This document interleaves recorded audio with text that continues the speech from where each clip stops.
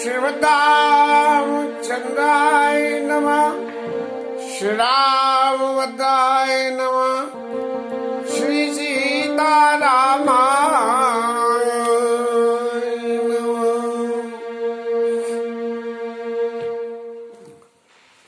केवट की कथा समाप्त होते होते यूट्यूब ने भी कथा अपलोड करने की मना कर दी और कहा कि पुरानी कथाओं में से मिटा के उसी जगह में लिखो, नई जगह और घेरने की परमिशन नहीं है। देखो आज की कथा अपलोड होगी या नहीं होगी, क्या होगा, खैर जो भी है। पद पकार जलपान करी आप सहित परिवार, पितरे पार कर प्रभु पुनि मोदित गयो ले पार। केवट ने जिस प्रेम से भगवान के चरणों को धोया और धोकर अपने सारे परिवार के समेत जीवन को उतारने का इंतजाम कर लिया, और इसके बाद में भगवान को गंगा जी के पार ले गया है। अब ये केवट महाराज ले तो जा रहे हैं गंगा जी के पार, और इसके ले जाते के बीच में ही लोगों ने, संतों ने बड़ी बड़ी लीलाओं की बात कही कि एक तो कहते रहे कि केवट इधर से उधर नाव घुमा रहा था, इस पार से ले जाए और पार से पहले ही लौटा लावे, और फिर इधर ले जाए फिर उधर करे। तो भगवान ने पूछी कि महाराज केवट जी ऐसी क्यों कर रहे हो? बोले महाराज 84 के चक्कर में बहुत मैंने झेला है, थोड़ी देर आप भी गंगा पार करने के चक्कर में झेल लो। और केवट अपनी मस्ती में कुछ गाने भी लगा, और उस गाने, उस भजन के, उसकी उस भावना को प्रदर्शित करने के लिए प्रयास तो मैं भी कर रहा हूँ। मेरी नैया में लक्ष्मण राम, गंगा मैया धीरे बहो।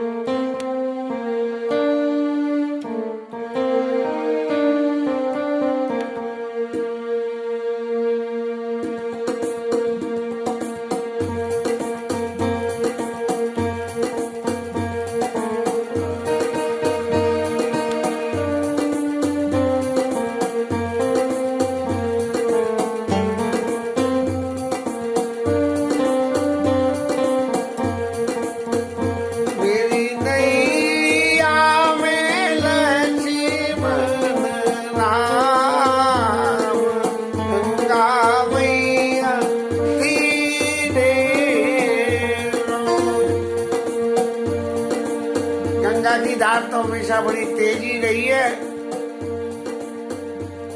और उस तेज धार में नाव को खास करके पार उतारने के लिए ऊपर सिरे से ले जाओ और चप्पू को टेढ़े करके लगा दो, तो नाव अगले पार चाहे कितनी आगे जाके लगे लेकिन लग जाती है।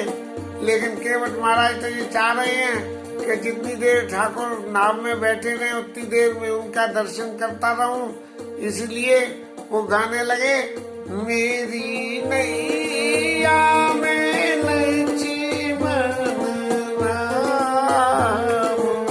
गंगा मैया धीरे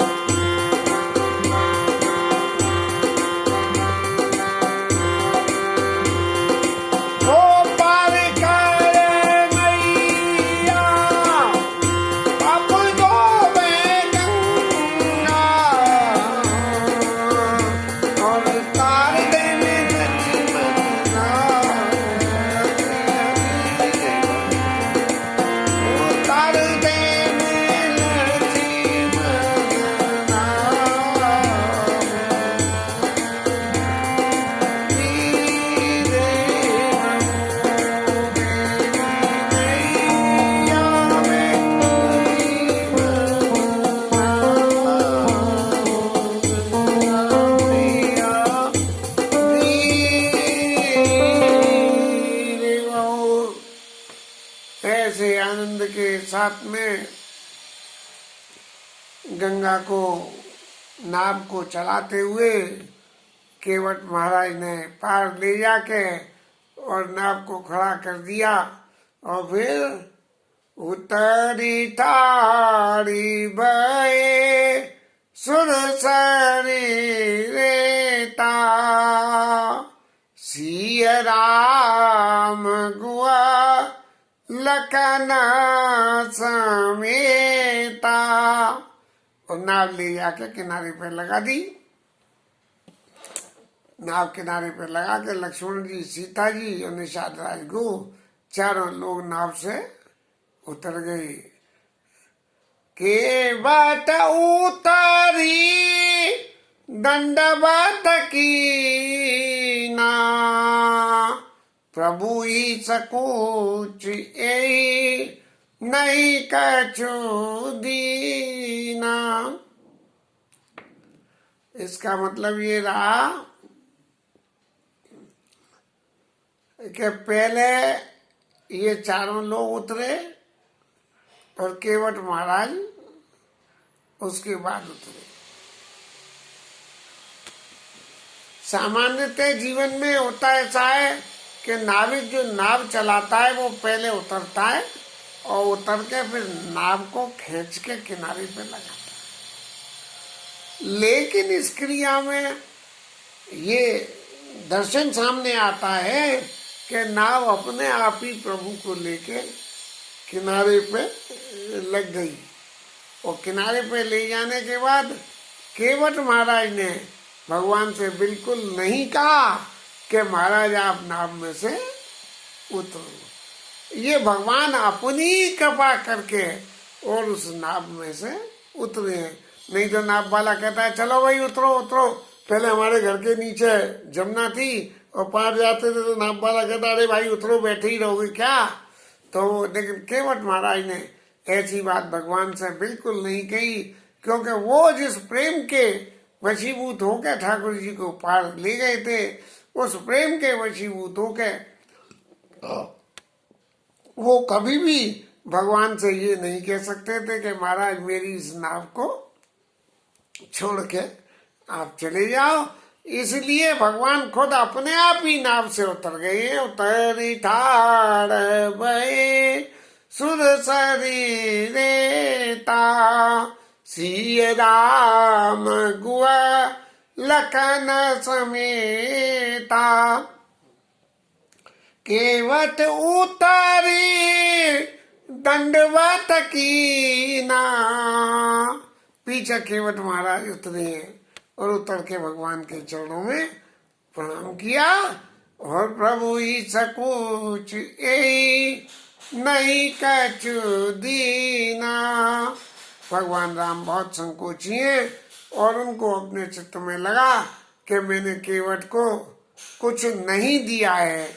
ऐसा भगवान राम की इस भावना को देख के समझ के सीता मैया उनकी इस भावना को समझ गई और उन्होंने पियई की सिया जाननी हारी और मणि मुद्री मना मुदित उतारी। अपनी मणियों की मुद्रिका जो है उतार के और भगवान को दे दिए कि आप इसे केवट को दे दीजिए। ये मुद्रिका की कीमत बहुत ज्यादा है, क्योंकि ये मुद्रिका इनको विवाह प्रसंग में मिली हुई है और विवाह प्रसंग में मिली हुई उस वस्तु के लिए पत्नी को किसी तीसरे को दान देने के लिए दे देना, ये हृदय की बहुत बड़ी बात होती है। नहीं तो इस तरह की चीजों को लोग वाग नहीं देते हैं। पिया की सिया जान निहारी, जो पति के हृदय की बात थी कि भाई मैंने कुछ उतराई नहीं दी, अब उतराई देने को और तो कुछ था नहीं, तो क्या करते, भौतिक जगत में तो कुछ भौतिक वस्तु ही चाहिए। बात है कि खाली जो है, हालांकि यद्यपि केवट ने अंगूठी नहीं ली है और भगवान ने भक्ति का विमल वर दे के ही उसे विदा कराए। तो वो एक कथानक मुझे याद आता है कि वो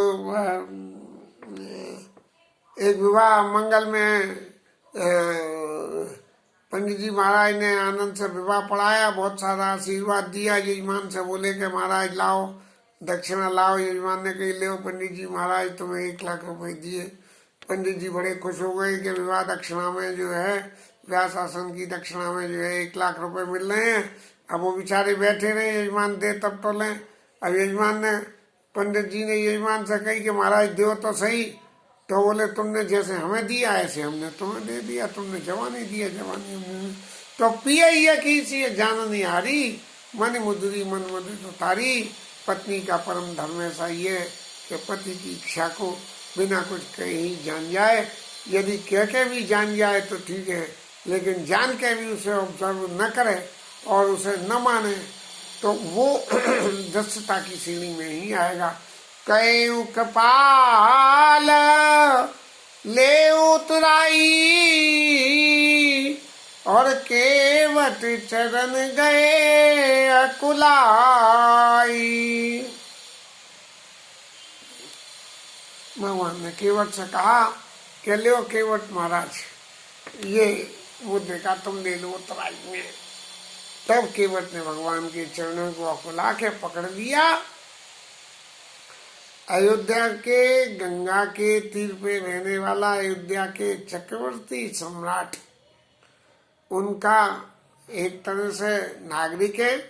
और जो चीज इस तरह से इतने प्रयासों के बाद जानकी जी को वो अंगूठी प्राप्त हुई है और उसका नागरिक होने से केवट उसको उतराई में ले ले, ये तो बड़ी धृष्टता की बात हो जाएगी कि राजा के घर परिवार का कोई आदमी आवे और आपसे कोई काम करावे, या अपने रिश्तेदार किसी का कोई ऐसा काम करावे, उसके पास अगर देने को कुछ नहीं हो तो उसके आभूषण को उतरवा के हम अपने जीवन उतरवा के और अपने मेहनताने में ले ले, इसके बराबर धृष्टता हो ही नहीं सकती है। इसलिए कयु कपाल ले उतराई और केवट चरण गए अकुलाई। ऐसे अकुला के केवट ने भगवान के चरणों को पकड़ लिया। बोले महाराज ऐसा अनर्थ मत करो, आपकी सेवा करने का जो मुझे अवसर या मौका मिला है, आप अयोध्या के राजपुत्र हो और उनकी सेवा करने का जो मुझे मौका मिला है, उस मौका के मेरा सौभाग्य से ज्यादा क्या हो सकता है। लेकिन दुर्भाग्य मेरा ये है कि हमारे प्रभु अपनी उस बेशकीमती अंगूठी जो आगे सीता जी को खोजने में काम आवेगी, उसको जो है केवट को देने लगे और केवट ने लेने से मना कर दिया। नाथ आज मैं काल न पावा, मिटे दोष दुख दारिद दावा। आज तो महाराज मुझे क्या नहीं मिला, बोले सबने पितरों को पार कर दिया, उन सबका आशीर्वाद मिलेगा, घर परिवार वालों को आपका दर्शन करा दिया, ये क्या कमती है। बहुत काल में कीन मजूरी, आज दीन विधि बने भले बूरी। आज तो विधाता ने इतने साल मजूरी करते हुए एक बार में इतनी मजूरी दे दी कि भगवान के दर्शन हो गए। और भगवान के दर्शन होने से तो प्रत्यक्ष रूप में ही ये 84 योनियों का बंधन छूट ही जाता है। इससे बड़ी और क्या मजूरी हो सकती है। और अब कछुनाथ न चाहिए मोरे, और दीन दयाल अनुग्रह तोरे। अब महाराज मुझे कुछ भी नहीं चाहिए, बस आपका अनुग्रह ही बहुत है कि आप कृपा करके मेरी नाव में बैठे और नाव को खुद ही पार लगा दिया। मेरी नाव लगाई सो लगाई, मेरी जिंदगी की नैया को भी आपने पार लगा दिया। लेकिन प्रभु, मैं अपने भाग्य का वर्णन, अपने भाग्य को सौभाग्य तभी मानूं जब आप अयोध्या वापस लौट के आओ, तो मेरी नाव में ही बैठ के गंगा पार करना, और जब लौट के घर में आओगे तब मुझे जो कुछ भी दोगे मैं उस प्रसाद को सिर पर रख के, अपने सिर माथे चढ़ा के मैं स्वीकार कर लूंगा। फिरती बार मोई जो देवा, सो प्रसाद में सिर धरी लेवा। आपके जैसे आपकी आज्ञा शिरोधार्य होती है, ऐसे ही प्रसाद बहुत की।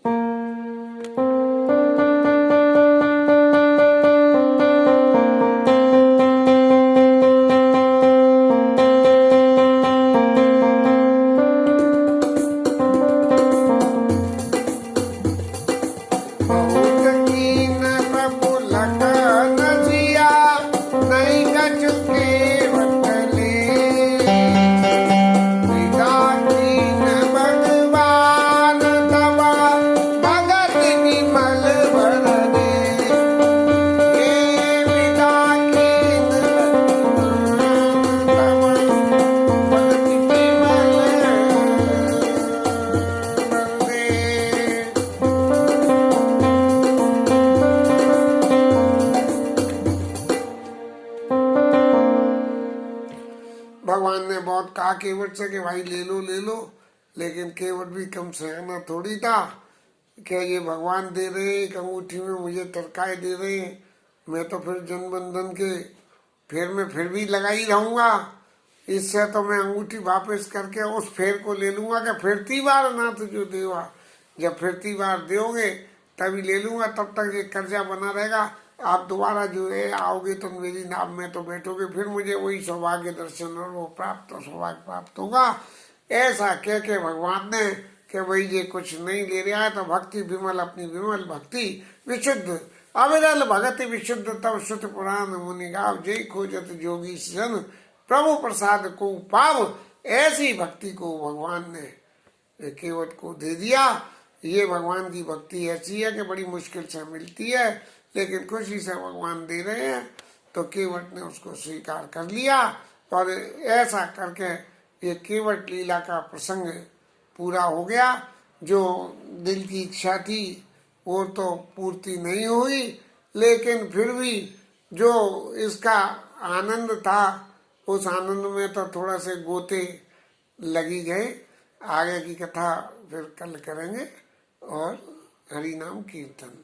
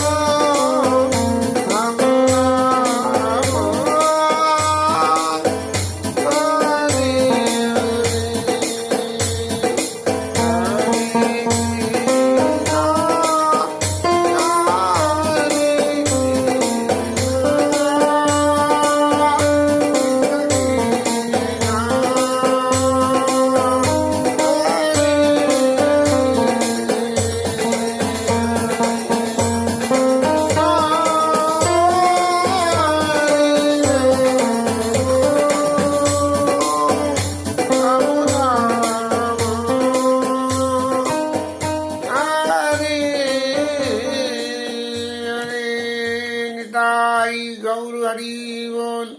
श्री राधा रानी की जय, रामचंद्र भगवान की जय, श्री राजचंद्र की जय, पवन सुत हनुमान, उमापति महादेव की जय। ओ